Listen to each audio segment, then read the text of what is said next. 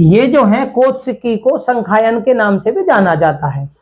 ये क्या है, ये ऋग्वेद के ब्राह्मण ग्रंथ भी हैं, आरण्यक भी हैं और उपनिषद भी हैं। ठीक है, ये आप लोगों को समझ में आ गई होगी। ठीक है, तो समझ गए आप ऋग्वेद के कौन कौन से, तैत्तिरीय और कौत्सिकी। इसके बाद में बात करूं तैत्तिरीय, कठ और श्वेत कौन कौन से। सामवेद की बात कर ले पहले, छंदोग्य, ठीक है ना, छंदोग्य सबसे पहले छंदोग्य और केन किसके हैं, सामवेद के। छंदोग्य और केन, भाई उपनिषद आप लोग इसमें जोड़ देना, पहले कह रहा हूं मैं, कभी आप कहो कि आधा बताया पूरा नहीं बताया। ठीक है ना, अब इसमें क्या देखो, छंदोग्य और जैमिनी ब्राह्मण ग्रंथ भी हैं। ठीक है ना, सामवेद के ब्राह्मण ग्रंथ, ब्राह्मण ग्रंथों से बने आरण्यक, और आरण्यक कौन कौन से हैं, तो जैमिनी और छंदोग्य। लेकिन इसमें क्या है, उपनिषद जो है, अब इसमें उपनिषद कौन सा, छंदोग्य और केन, ये किसके हैं, ये किसके हैं, तो ये सामवेद के हैं। अब इनमें देखो तैत्तिरीय और कठ कौन कौन से, तैत्तिरीय, कठ, केन और ये जो है श्वेत।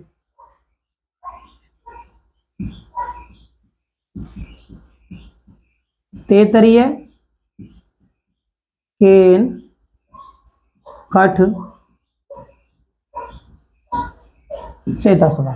ठीक है, तो यजुर्वेद के कितने हो गए, तैत्तिरीय, कठ, श्वेत। अब इनमें भी इस, वृद्ध और मैत्राणी। ठीक है ना, तो कौन कौन से थे,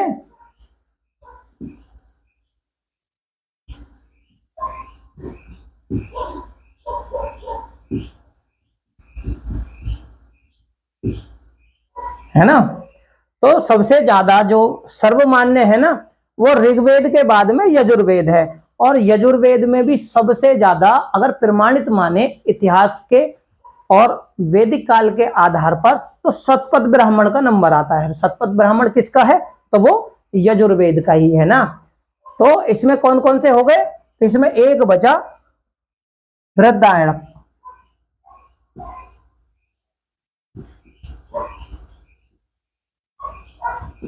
ठीक है, तो ये किसके थे, ये यजुर्वेद के उपनिषद थे। ठीक है ना, अब तो आप समझ गए होंगे। अब बात आती है अथर्ववेद की, भाई अथर्ववेद के कौन कौन से थे, तो अब इसमें कौन कौन से बचे, पेर्सन, मुंडक और मांडक्यू। कौन कौन से, तो ये किसके थे, पेर्सन, मुंडक, मांडक्य। तो ये कौन से, इनके पीछे आप, मैं फिर बोल देता हूं मेरे प्यारे साथियों, आपने उपनिषद इनके पीछे लगा लेना है। ठीक है, तो ये जो थे ये अथर्ववेद के, यानी जैसे कि प्रश्नोप उपनिषद, मांडक, मुंडक उपनिषद, ठीक है ना, और मांडक्य उपनिषद, ये अथर्ववेद के हो गए। अब इनमें जब इनकी रचना हो रही थी, तो इनमें क्या है, यजुर्वेद में जो ये श्वेताश्वर है, ये श्वेताश्वर जो है ये किसके लिए है, जब इसकी रचना हो रही तो इसमें जो भगवान शिव थे ना, उनको ये जो समर्पित है उपनिषद, वैसे तो ये समर्पित है रुद्रदेव को, और उस समय मैंने आपको क्या कहा था, रुद्रदेव उत्तर वैदिक काल में किसके रूप में जाने गए, तो वो शिव जी के रूप में जाने गए, है ना। तो ये किसके लिए समर्पित है, तो नाम से भी आप देख रहे हो, भगवान शिव को ज्यादातर श्वेताश्वर, ये ऐसे शब्दों से महेश्वर, परमेश्वर, शिव के लिए ही बोला जाता है। तो ये जो उपनिषद है, ये जो समर्पित है, ये महादेव के लिए यानी रुद्रदेव को समर्पित है, और इसका वर्णन किसमें, शिव के रूप में किया गया। अब ये जो किया गया ना, ये किस लिए किया गया, कि भक्ति का जो सर्व पहले, यानी उत्तर वैदिक काल में अगर भक्ति का उल्लेख अगर आता है, तो वो इसमें ही आता है, किसमें आता है, श्वेताश्वर उपनिषद में। अब बात करते हैं यजुर्वेद के ही दूसरे उपनिषद की, जिसका नाम है वृद्ध। वृद्ध मतलब बड़ा, विशाल, है ना। तो उपनिषदों में अगर सबसे बड़ा या सबसे विशाल जो उपनिषद है, वो क्या है, वृद्धारण्यक।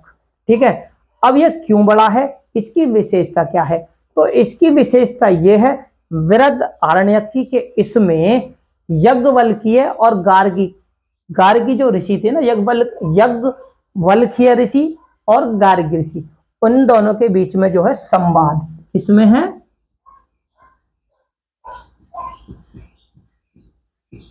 इसकी जो विशेषता है वो इसमें है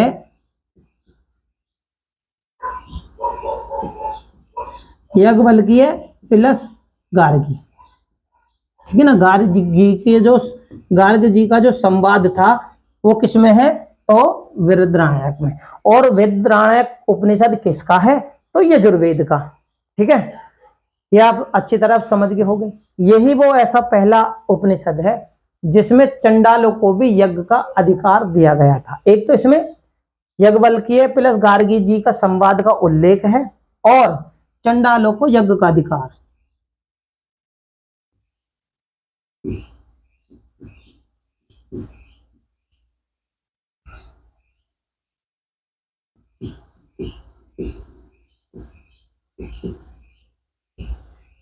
ठीक है, इसमें दिया गया, तो वो इसी उपनिषद में, वेदरायक उपनिषद में ही दिया गया था। अब इनके बाद में जो उस समय रचनाएं हुई बहुत सारी उपनिषदों की, लेकिन उनमें से जो जानकारियां सबसे ज्यादा उपलब्ध हो जाती हैं वो वेदों में चली जाती हैं। वेदों में क्योंकि नाम वेदों का ही होता है, लेकिन इनमें से जब इनका रचना काल चल रहा था तो इनमें से कुछ महत्वपूर्ण बातें थी जो इनमें रचना की गई थी, यानी संकलन इनमें कर दिया गया था। जैसे कि इनके अंतर्गत जैसे कठोप उपनिषद, ये जो कठोप उपनिषद वो भी यजुर्वेद का ही है। कौन सा, कठोप, ठीक है ना। इसमें क्या जानकारी मिली, लेकिन ये सारी जानकारियां जो हैं वो ब्राह्मण ग्रंथ यानी यजुर्वेद का ब्राह्मण ग्रंथ, जिसको शतपथ ब्राह्मण भी कहते हैं, ठीक है ना। और किसका है शतपथ ब्राह्मण, तो यजुर्वेद का, ठीक है। उसमें ये सारी जानकारियां, सबसे ज्यादा विस्तृत जानकारी ऋग्वेद के बाद अगर किसी वेद में है या किसी ब्राह्मण ग्रंथ में है तो वो यजुर्वेद में ही है, ठीक है। तो इसका ही एक उपनिषद था। वो जानकारी जो इनके उपनिषदों में है वो इनके ब्राह्मण ग्रंथों में भी है, लेकिन उनमें भी इनकी रचनाएं की गई थी, यानी संकलन कर दिया गया था। तो कठोप उपनिषद जो है इसमें क्या है, यम और नचिकेता के बीच में, यानी 3 वर मांगे गए थे। यम और नचिकेता के बीच में 3 वर का जो वर्णन है ना वो किसमें है, कठोपनिषद में। तो लिख देता हूं यम प्लस नचिकेता, नचिकेता के बारे में 3 वर का वर्णन, ठीक है ना। वर्णन किसमें है, तो वो कठोप उपनिषद है। अब ये कठोप उपनिषद किसका है, तो मेरे प्यारे साथियों एरो का निशान लगा के समझा देता हूं ताकि आपको याद करने में आसानी हो, ठीक है ना। तो यजुर्वेद का है, ठीक है। और इसमें क्या है, ब्रह्म यानी ज्ञान का जो उपदेश सबसे पहले दिया ना वो भी इसी में दिया गया। आपको याद होगा 24 बैलों के द्वारा हल खींचने का जो उल्लेख है सर्वप्रथम किस में मिला था, तो यजुर्वेद में मिला था, ठीक है ना। और यजुर्वेद किसका था, तो सॉरी ये किसके उपनिषद थे, तो यजुर्वेद के थे, ठीक है ना। किसमें मिला है फिर ये उल्लेख, किसमें है, कठोप उपनिषद में। यहां पे लिख देता हूं प्लस इसमें क्या है कि 24 बैलों का, 24 बैलों के द्वारा हल का, ठीक है ना, उल्लेख।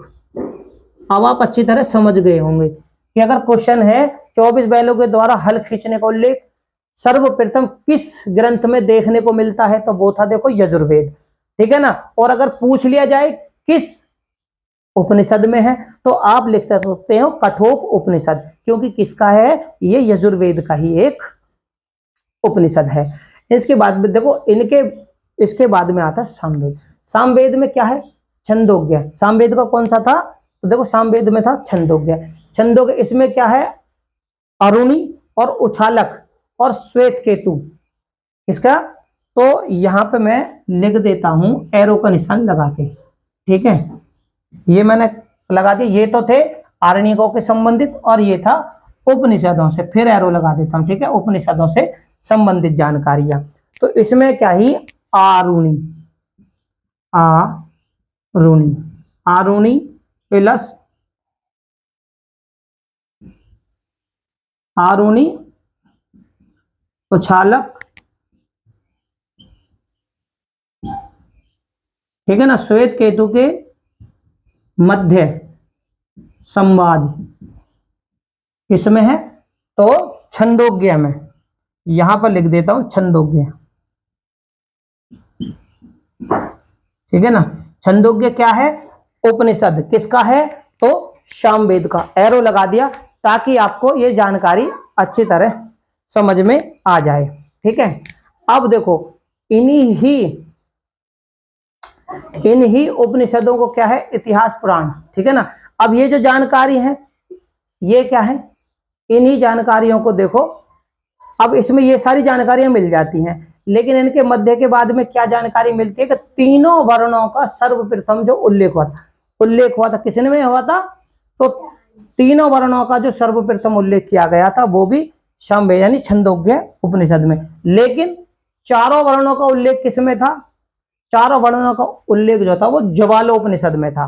किसका? ज्वालोपनिषद।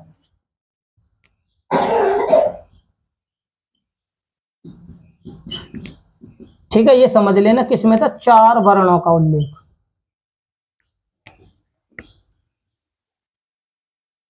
ठीक है। चार वर्णों का उल्लेख किसमें था? ज्वालो उपनिषद में। ये आप नोट कर लेना, ठीक है, ठीक है।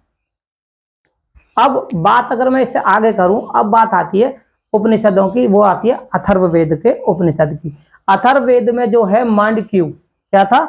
अथर्ववेद में जो थे वो था मांडक्यू। और जो मांडक्य जो था इसमें क्या है? इसमें जो झलक मिलती है वो ऋग्वेद शिक्षा पद्धति की झलक मिलती है। यानी जो शिक्षा पद्धति ऋग्वेद में थी वही किसके? अथर्ववेद के एक उपनिषद में मिलती है, और वो उपनिषद है मांडक्यू, ठीक है। यहां पर ये निशान लगा देता हूं, है ना। इसमें है ऋग्वेद शिक्षा पद्धति, वेद शिक्षा, ठीक है, झलक। इसकी विशेषता क्या है? इसमें यही है, ठीक है। किसमें है?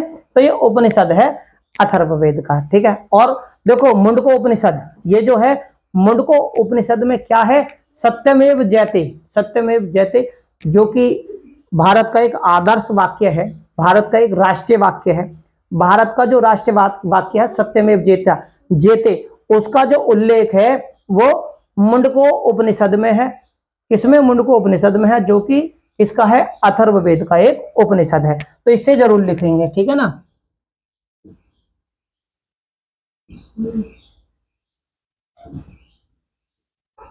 मुंडको उपनिषद में क्या है? सत्यमेव, ठीक है, सत्यमेव जयते। अब ये क्या है? सत्यमेव जयते जो है ये भारत का राष्ट्रीय वाक्य है, ठीक है ना। क्या है? ये भारत का राष्ट्रीय वाक्य, ठीक है। इसका जो वर्णन है किसमें है सबसे? तो ये मुंडको उपनिषद में है, और मुंडको उपनिषद किसका उपनिषद है? तो वो अथर्ववेद का, ठीक है। तो मेरे प्यारे साथियों, मेरा चैनल नया है, अगर मेरी वीडियो आप लोगों को अच्छी लगे तो इसे ज्यादा से ज्यादा लाइक करें, शेयर करें। चैनल पर नए हो तो चैनल को सब्सक्राइब करें। धन्यवाद।